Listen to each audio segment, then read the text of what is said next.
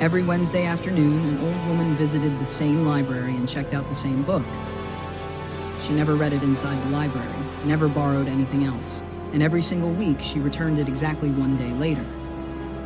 For almost 12 years, nobody understood why, until one quiet autumn evening, the librarian finally opened the book.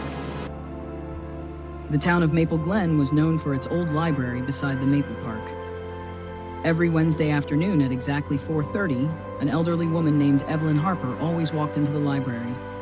74 years old, cream-colored cardigan, silver hair tied into a neat bun, gentle eyes that always seemed to be waiting for something.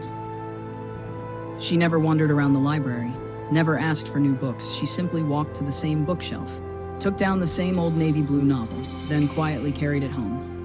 The next day, she always returned it right on time.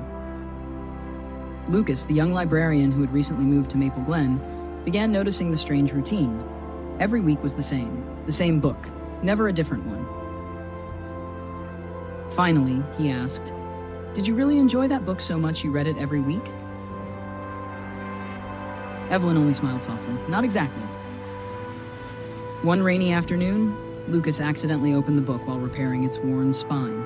Inside, dozens of small pieces of paper were tucked between the pages, handwritten notes, dates stretching across many years. Lines like, "The roses bloom today. You would have loved the rain tonight. I still miss your laugh." Lucas suddenly realized it wasn't a book, it was a conversation. The next day, Lucas gently asked Evelyn about the notes. She looked at the book for a very long time, then whispered, "My husband used to read this book to me every Wednesday." Many years earlier, they always sat together reading in Maple Glen Park, until he passed away from heart disease. After the funeral, Evelyn could no longer bear the silence inside her home.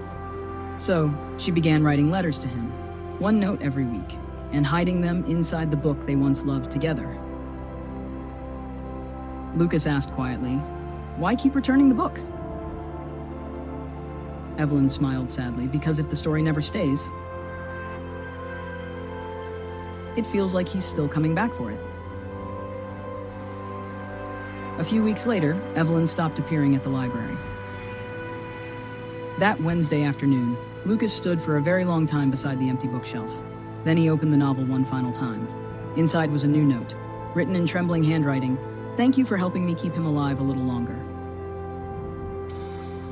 From that day on, Lucas always placed the book on the front shelf every Wednesday morning. Nobody borrowed it anymore, but he never put it away. Because sometimes love survives quietly inside the stories we refuse to finish.